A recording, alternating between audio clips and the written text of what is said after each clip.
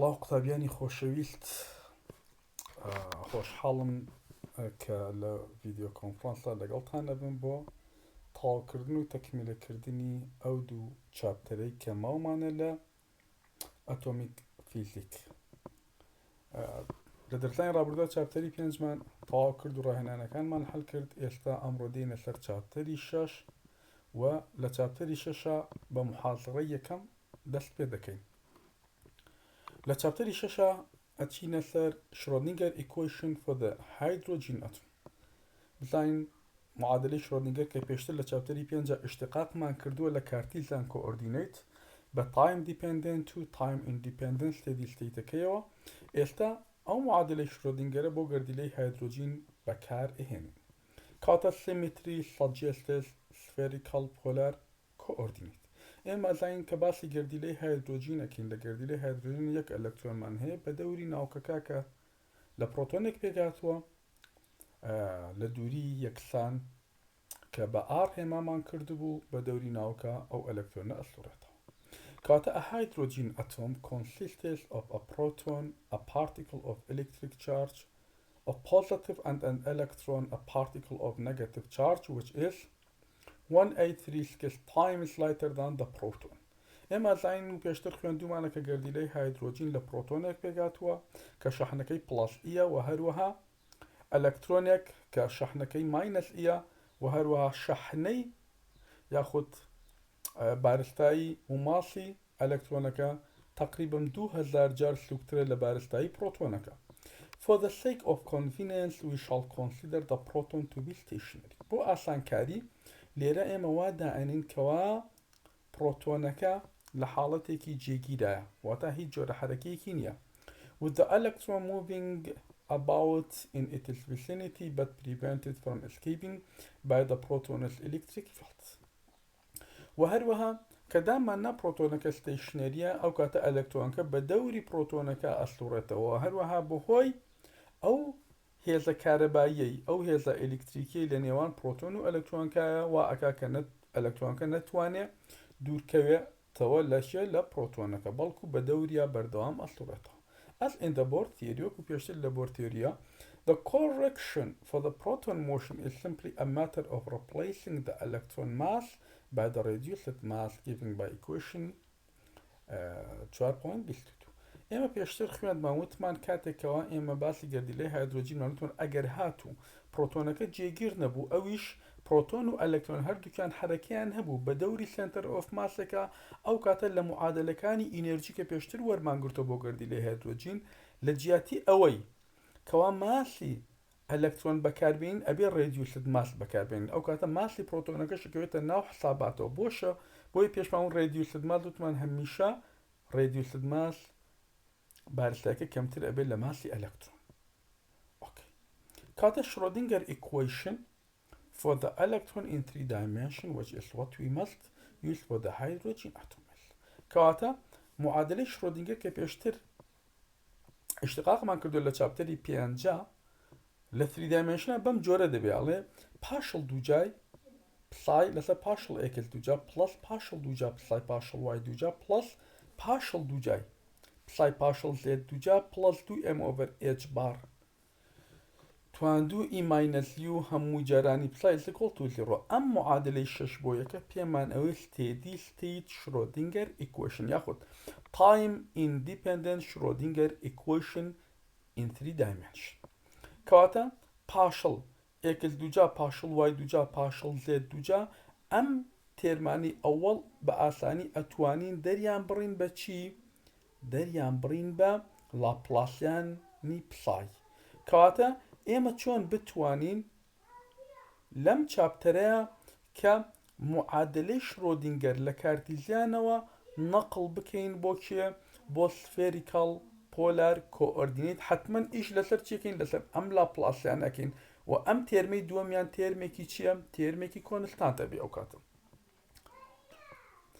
The potential energy here is the electric potential energy. ئەو potential energy کەوا لە نێوان ئەلەکترۆن و پرۆتۆنەکە هەیە ئەتوانین بەم معادلەی 6 بۆ 2 دەری بڕین کە کاتە ماینەس ئی توانی 2 4 پای ئەپسیلۆن نۆت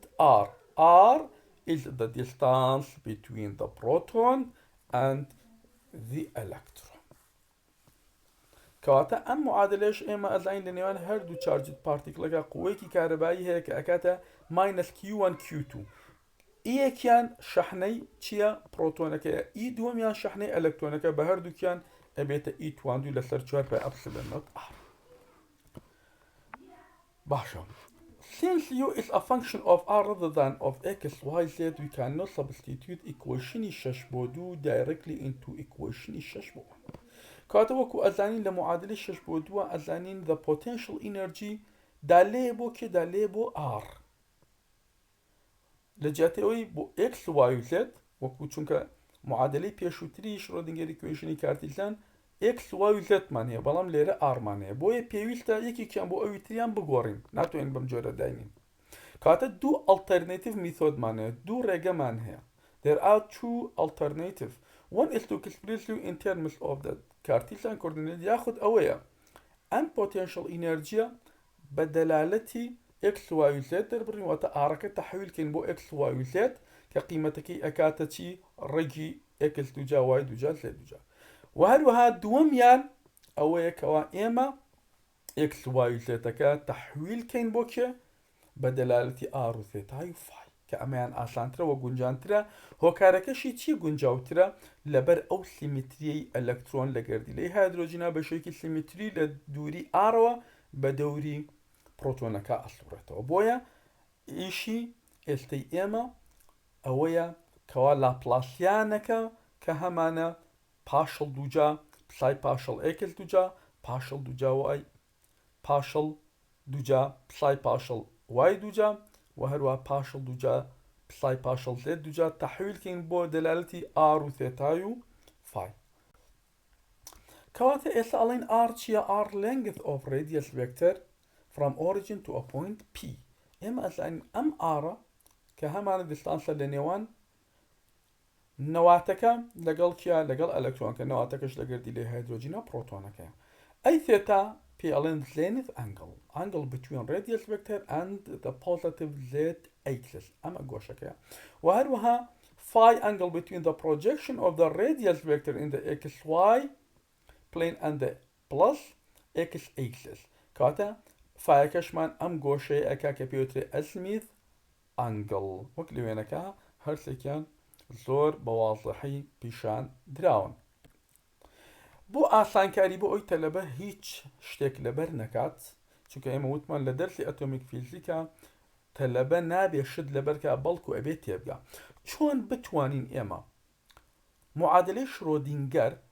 لە کارتیزانەوە نەقڵ بکەین بۆ سفێریکاڵ ئەم تەیبڵی کە هەیە ئەمە لە کتێبی ئاتەربایزەرانیە بەڵکو زیادم کردووە بۆتان ئێمە کارتیزان کۆردینێتمانێ لە بەرامبەرە سفێریکال کۆردینێتمان هەیە لە ڤاریەبڵەکانە کە هەمانە Q1 و Q2 Q3 مانەیە بەرامبەرەکەی X, Y و زێتمان هەیە بەڵام لە سفێریکەڵە R و ثێتای و فامان هەیە و هەروە کۆڤیشنتەکان کە هەمانن H1 و H2 H3 لە کارتیزانە هەرسێکیان قیمەتیان یەکە بەڵام لە سفێریکەڵە ئەکاتە یەک R لەگەڵ R ساینی ثێتا وارە یونیت ڤێکتەرەکانی U, V, W, AX و AY و AZ لە کارتیزان لە بەرامبەرە چیمانە AR و AZ و A فایمان هەیە ئەم معادلەی خوارەوە کە پێی ئەوترێت لاپلاسیان بەکاری ئەهێنین بۆ ئەوەی تەحویلی بەشی کارتیزانەکە بکەین بەچکێ بە سفێریکال پۆلار کۆئۆردینێت کەواتە لاپلاسیانی F هەر فانکشنەکە بۆ نمونە ئێمە لێرە چیمانە لە شوێنی F پسایمان هەیە کەواتە لاپلاسیانی پسای ئەکاتە یەک لەسەر H1 H2 H3 H1 H2 H3 قیمەتەکانمان داوە لێرە یەک R ساین ثێتا تەعویل دەکەین لێرە پاشڵ Q1 لە سفێریکەڵا ئارمانەکەواتە پاشڵ لەسەر پاشڵ Q1 جارێکی تر H2 H3 لەسەر H1 قیمەتەکان زانداون پاشڵ پسای لەسەر پاشڵ R زائدەن لە تێرمی دووەم پاشڵ ئۆڤەر پاشڵ ثێتا کاتە لێرەش کۆڤیشنتەکان ناگۆڕێن H3 H1 لەسەر H2 پاشڵ پسای لەسەر پاشڵ ثێتا زائدەن پاشڵ لەسەر پاشڵ ئەمجارە فای Q3 لێرە چییە؟ ئەبێتە فای کاتە پاشڵ لەسەر پاشڵ فای H1 H2 مان هەیە قیمەتەکان لەسەر H3 کۆفیشنتەکانن دیسان پاشڵ پسای لەسەر پاشڵ فای ئەمانە هەرسێکیان تەعویز ئەەکەین زۆر بە ئاسانی ئەتوانین معادلەی شرۆدینگەر بەبێ هیچ دەرەخکردنێک بەبێ هیچ ناڕەحەتیەک تەحویلکەین بۆ spherical polar coordinate. In spherical polar coordinate Schrödinger equation is written. لە spherical polar coordinate ئەو کاتە معادلەی شرۆدینگەر کە تەحویلمان کرد ئەم بەشە کە ئەیبینن ئەلێرەوە هەمووی لاپلاسیانەکە کە ئێمە تەحویلمان کردووە بۆ نمونە کاتی ئەڵێن پاشەڵ لەسەر پاشەڵاڵ ئەوەی ثێتا لەگەڵ فایەکە بە گوێرەی ئاڕۆ کۆنستانتن لەم بەشە کە ئەڵین ثێتا کەواتە ئار لەگەڵ فایەکە بە گوێرەی ثێتاوە کۆنستانتن لێرە کە ئەڵین فای کەواتە ئار و ثێتا هەردووکیان کۆنستانتن بە گوێرەی چیەوە بە گوێرەی فایەوە زائیدەن ئەم بەشە وەکو خۆی ئەنووسێنەوە is equal to 0. ئێستا کەواتە substituting equation 6 بۆ 2 for the potential energy and multiplying the entire equation by r دووجا sin دووجای ثێتا we obtain. کەواتە لە شوێنی هەموو potential energyەکی ئێرە potentialەکەمان هەبوو لە معادلەی 6 بۆ 2 تعویل یەکەین و تەواوی معادلەکە جارانی چیەکەین r دووجا sin دووجای ثێتا چیمان دەستەکەوێت معادلەی 6 بۆ 4 مان دەستەکەوێت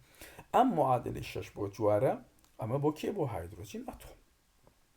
کەواتە equation 6 بۆ 4 is the partial differential equation for the wave function psi of the electron in a hydrogen atom. کەواتە معادلەی 6 بۆ 4 معادلەیەکی تەفاضلیە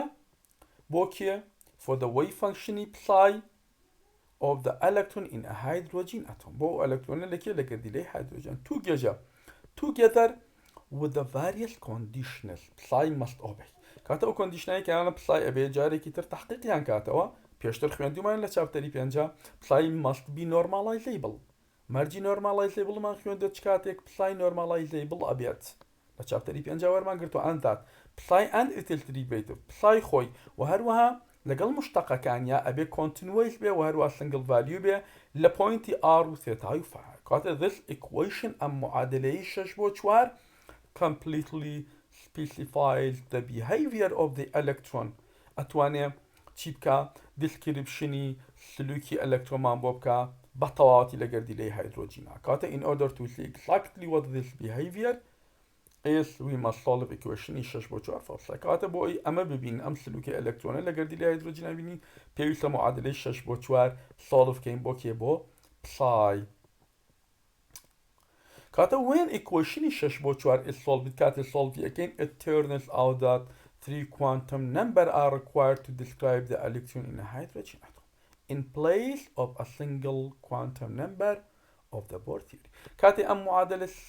solve ئەکەین شیکاری ئەکەین تەماشا ئەکەین ئێمە پێویستمان بە 3 quantum number دەبێ بۆ description کردنی ئەلەکترۆنەکە لە گەردیلەی هایدرۆجینە لە جیاتی ئەوەی کە پێشتر لە چاپتەری پێشووترا ئێمە لە بۆر تیۆریا تەنها یەک کوانتەم نەمبەرمان ئەویست چونکە تەنها یەک گۆڕاومان هەبوو ئار بوو بەڵام ئێستا سێ گۆڕاومان هەیە ئار ثێتا فایمان هەیە بۆیە پێویستمان بە سێ کوانتەم نەمبەر ئەبێ و لە چاپتەری حەوتا ئینشاڵڵای خوێنین کە چوارەم کوانتەم نەمبەریش ئێتە ناو حساباتمانەوە کە پێوترێ سپین کوانتەم نەمبەر ئەم چوارە پێکەوە ئەتوان دیسکریپشنی حاڵی هەر ئەلەکترۆنە بکەین لە هەر ستەیتێکە کاتە in the Bohr model لە Bohr model کە پێشتر وەرمان گرتووە the electron's motion is basically one dimensional since the only quantity that varies as it moves is its position in a definite orbit. وەکو پێشتر وتمان کاتێک کە باسی گەردیلەی هایدرۆجینەکەین one dimension مان هەبوو بۆ چونکە تەنها گۆڕاوەکەمان ئار بوو تەنها ئار ئەگۆڕا کاتێ E1 مان ئەدۆزێ و کاتێ E2 مان ئەدۆزێ و کاتێ E3 مان ئەدۆزێ ئەو شتێکەوە ئەگۆڕا ئەو ڤاریێبڵە تەنها ئار بوو کاتە لەو کاتە یەک کوانتم نمبەر کە n بوو ئەیتوانی دیسکریپشنی حاڵی ئەلەکترۆنەکە بکە کاتە one quantum number is enough to specify the state of such an electron کاتە یەک کوانتم نمبەر بۆ گەردیلەی هایدرۆجین یاخود بۆ بیردۆسەکەی بۆر بەس بوو چونکە تەنها یەک ئارمان هەبوو just as one quantum number is enough to specify the state of a particle in a one-dimensional box. هەروەکو ئەوەی کەوا ئێمە particle in a box وان وەرئەگەر لەوێش تەنها یەک گۆڕاومانەوە بۆیە تەنها یەک quantum number ئەیتوانی specify حاڵەتەکەمان بۆ بکە کاتە یەک گۆڕاو بەرامبەر بە یەک کوانتم نمبەر ئەگەر بوو بە دوو ئەگەر بوو بە سێ حتمما ئەبێ سێ کوانتم نمبەرمان هەبێت کەواتە a particle in a 3-dimensional box needed 3 quantum number کەواتە ئەگەر بچینە سەر particle in a box و کە پێشتر خوێندومانە لە 3-dimensional حتمما ئەبێ سێ quantum نمبەرمانەیە بۆ description کردن کەواتە since there are now these 3 sets of boundary conditions that the particle's wave function must obey کاتە ئەبێ سێ boundary conditionمانەبێ بۆ ئەوەی کێ بێ بۆ ئەوەی پسای تحقیقی پسایمان بۆ بکە یەکێک لەوانە پسای must be 0 at the walls of the box in the x y and z direction کاتە boundary conditionەکان کە پێشتر وەرمانگرتوون یەکێک لەوانە ئەوە بوو کە پسای ئەبێ 0 بێت لە 3-dimensional لە x و لە y و لە زێتا independently کاتە لە دیوارەکانە لەبەر ئەوەی infinite بوو بە هیچ جۆرێ پارتیکلەکە وا فەرزمان کردبوو کە نەتوانێ بڕواتە دەرەوە لە چاپتەرەکانی پێشووترا بۆیە لە وۆڵەکانە لە x y و زێتا ئەم باوەندەری کۆندیشنان نەمان نەبوو کە پسایەکەمان وادانابوو is equal to 0 واتە هیچ پارتیکلێک لەوێ وجودی نەبێ in a hydrogen atom the electron's motion is restricted by the inverse square electric field of the nucleus instead of by the walls of a box کاتە کە لە گەردی لێ هایدرۆجینە قساکەین ئەم جارە ئەم باوەندەری کۆندیشنەی ئێمە ئەبێتە چی ئەم جارە دیواری لە پارتیکڵە بۆکسا وۆڵمان هەبوو بەڵام لێرەنا ئەو ئینڤەرس کوێ ئەلکتریک فیلدەی کەوا هەمان لە نێوان ئەلەکترۆن و پرۆتۆنەکە ئەوە بێتە باوەندەری کۆندیشن but the electron is never the less free to move in 3 dimensions بەڵام ئەلەکترۆن لەگەڵەوە شاتیە حڕە لەو 3-dimensional حرەکە بکات and is accordingly not surprising that 3 quantum numbers govern wave functions کاتە لەم حاڵەتەشا چییە ئێمە پێویستان بە سێ quantum number ئەبێ بۆ ئەوەی بتوانین descriptionی حاڵەی ئەلەکترۆنەکە بکەین separation of variable a differential equation for each variable ئەو معادلەی پێشووتر کە ئیشتقاقمان کرد ئاری تێدا بوو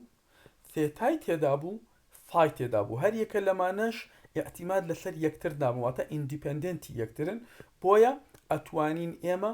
ئەم معادلانە بە separation of variable بکەینە سێ معادلەی مستەقیل یاخود سەربەخۆ کاتە the advantage of writing Schrödinger equation in spherical polar coordinate for the problem of the hydrogen atom is that in this form it may be separated into 3 independent equations کاتە یەکێک لە باشیەکانی معادلەی شرۆدینگەر لە spherical polar coordinate ئەوەیە کەوا ئێمە ئەتوانین بەهۆی separation of variableەوە سێ معادلە بنووسن یەکێکیان بە دەلالەتی r بێ یەکێکیان بە دەلالەتی ثێتا بێ و ئەوی تریشان بە دەلالەتی phi بێ each involving only a single coordinate such a separation is possible here because the wave function psi دالەیە بۆچی wave functionەکەمان r theta و phi has the form of a product of 3 different function ئەو کاتە ئەتوانین بەچی دەریبڕین بە سێ بەشی سەرەکی دەریبرین کە پرۆدەکتی یەکترەکەن کە جارانی یەکترین پسایەکەمان ئەو کاتە بکاتە